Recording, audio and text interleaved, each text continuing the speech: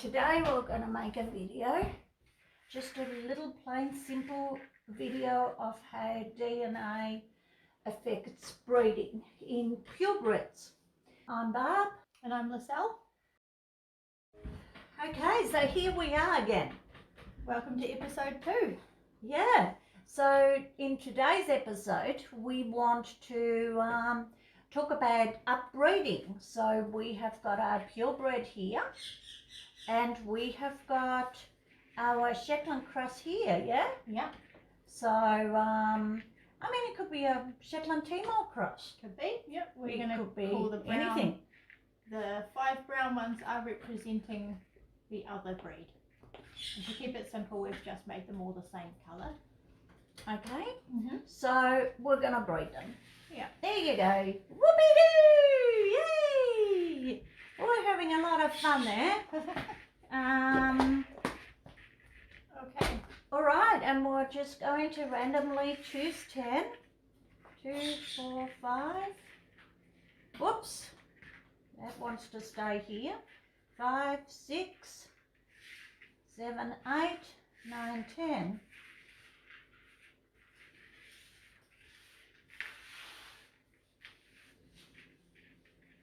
Okay, so we've got one that does not have very much Shetland, Timor passed into our Shetland mix. And on the other side, we've got something a little more in the middle. Timorish, haven't we? We've Slightly got, more Timor, still primarily Shetland. so whatever that ancestor is, and we've got, you know, quite a lot of there. But that, I mean, that's the sort of thing that can happen. Alternatively, you know, it could be any combination.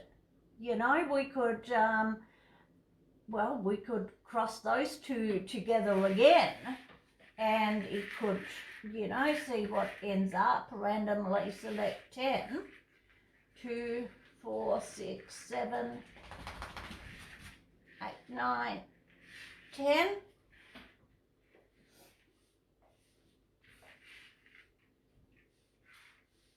Bit more of a mix again.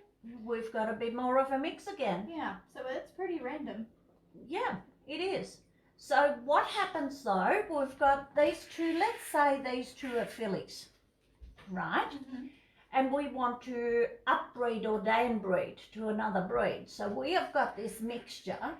So we're going to breed them back to a purebred. Shetland or Timor? Timor. Let's upbreed. Let's turn it into a Timor. Have you got the brown ones there?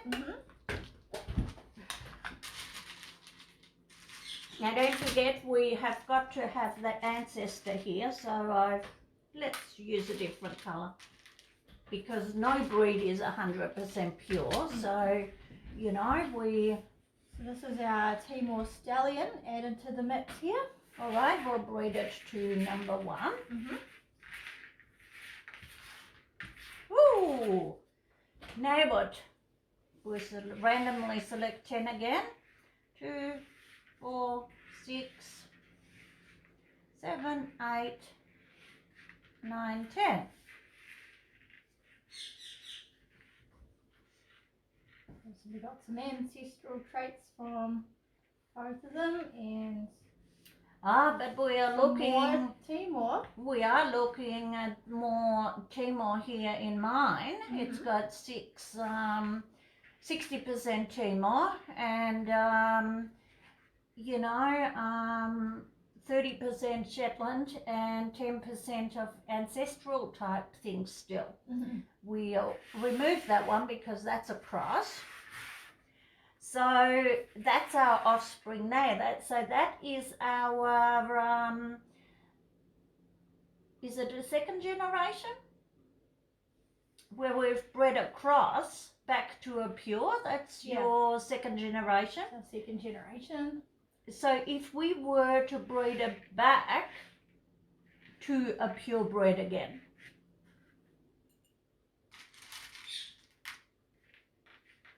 So there goes our purebred stallion again, back into the mix. Back into the mix, so we're going to make a third generation. We can already see so much more brown in the mix. We can, can't we? It's very clear. But again, it doesn't sort of happen with just 25% mix into it, because those genetics sort of randomly fall, doesn't it? Yeah, we're never going to get the ideal split of it all goes one way or the other. We're not gonna That's get a right. 50-50 And split. that's what I think we need to remember, because in a lot of charts, you know, ideally we keep on saying, you know, it's going to be 75% Timor or something, but you just really don't know where the genetics are going to fall, do you? No, that's really all we have to go off of, but without actually genetically testing, we're never going to be 100% sure. Yeah. We want to highlight today that fact. Yeah, that's right. So let's, how many have I got? 2, 4, 6, 8, 10. So I've ended up with something that's arguably most of the way Timor's is an ancestral trait still here, this purple one, and very little Shetland. yeah, you almost ended up and yours is with what? a purebred Almost. in just 3 generations, haven't you? If we only swapped out this fella here, we look at a pure now. So, but even going on a theory that, you know, every breed is made out of something else, you know, is never 100% pure. Yeah. You could quite easily have a purebred, or what looks like a purebred, in just 3 generations, whereas people say, you know, it takes 5 generations. So, But which of course you wouldn't know. Yeah. You wouldn't know unless you genetically test it. No, and some may take even more generations than that to lose. So, whereas I ended up with, you know, 60%, 20% Shetland, and the 2 ancestral, 20% of the 2 ancestral ones. And this, in theory, this is siblings. That's right, they're siblings. Yeah, you can't, that's another message here, is that we can't be sure that 2 siblings have got the exact same genetic makeup, because they will vary, and we are seeing that with the results that we have. Yep. Where we have tested siblings and they have variations. Well, that's exactly right. So, but I mean, the good thing is that upbreeding may not, for some horses, take as long as what, you know, is standard or what we might see, because we have almost got a purebred in 3 generations. So in theory, the 4th one is likely to wipe this out, but not 100%. Well, let's try it. Let's actually breed a purebred to each one of these. Yep. 2, 3, 4, 5, 6, 7, 8, and I want to add some ancestral ones to that too. Well, I'll just randomly pick them. So we have our purebred stallion again here, and we have a second purebred stallion over there, not the same one. Different stallion. Right, but we have our crossbred 3rd generation other breed, Timor, let's say, and we're going to breed it back to our pure stallions. Yeah. So let's breed. And we're going to create the 4th generation. So now, all right, you pick, you can do it that way. We can go 2, 4, 6, 8, 10. And 2, 4, 6, 8, 10. Okay, I have, in mine, I've got quite a bit of ancestral and only 10% Shetland. What have you got? Same. This, essentially this lot matches. 2 lots of ancestral, 1 lot of Shetland. Yep. And I've also ended up with pure. You have ended up with pure, whereas I and yours is have got 1 Shetland. I've still got the ancestral ones. Yep. And I have got, 70% It's the same as these three again. Yep, that's right. But a different mix of the ancestors, perhaps. Yep. But yeah, see how it is possible we did get a pure, but also with the same breeding, we also didn't get a pure. That's right, and that's 4th generation. So again, it's almost worth checking, and it's almost worth including the DNA because, I mean, I can see a large amount of brown beads here. So, you know, they might actually look like pure, but not be genetically. Yeah, so this is an appropriate stage of grading up to start actually investing in the genetic testing for percentages. Yes. First and second crossings, probably not really worth it. But when we get to this stage, because of the possibility of this, it is then worth investing the money and time to test that stuff. This also raises a different theory. On my mind here, we are seeing the levels of about 6% in some ponies like New Zealand Timors and certain areas of Brumbies are showing this level of Timor still holding on. And we can see why they may still be passing down those traits throughout this time and hanging in there, even though decades and sometimes centuries have gone by. That's exactly right, and that's what we're seeing. We're seeing a lot of, well, some even up to 10%, whether that be a Timor blood or whether that be Mongolian blood from ages ago, you know, we're still seeing that hang on in even purebred horses. Which is amazing.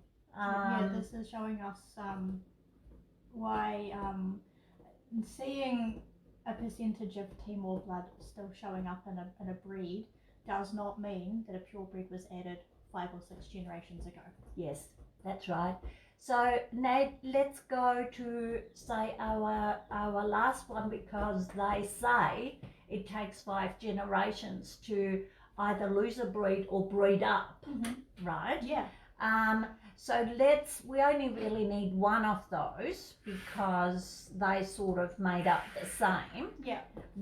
I think we can agree that if we were to breed a purebred to another purebred, we're going to get, you know, a purebred, unless all those ancestral ones fall into one bundle, which we're going to talk about in episode 3. Okay. Is that right? Yep.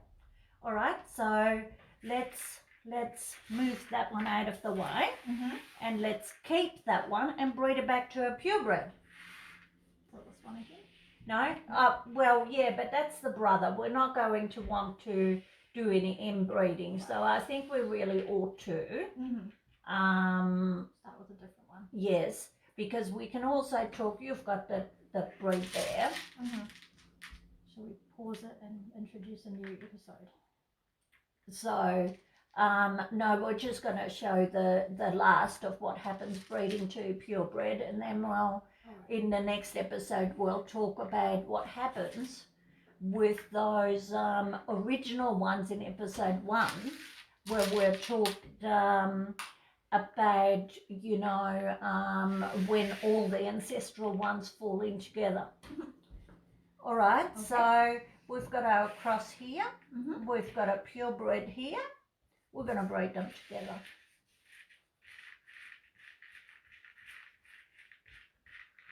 Whoops. All right, got 2, 4, 6, 8, 10.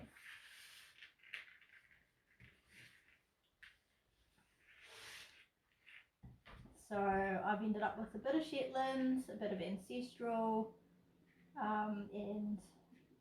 and majority pure. Majority pure. I ended up with what we call pure, with just the ancestral one still remaining. Yeah. But a purebred. So we've basically moved from, well, with mine, we've basically bred out Shetland. Yeah. We've sort of got a purebred. With yours, we've got the ancestral one still in there, and we've got a smidgen, 10% of Shetland still in there. It may not look at all like a Shetland at this point. You may not really be able to tell. Well, you may not. That's why it's important at this stage to be checking the genetics, because a horse that looks like this bred to another horse that looks like this may then end up with 2 black beads in the mix and start to appear more Shetland. Why don't we explore that in the next episode, where we're going to have those horses from the episode 1 that turned out with quite a lot of the ancestral mix, and we're going to breed those horses together and see what we're going to get. Yeah. Yeah? Great. All right. Well, we'll see you in episode 3. Yep.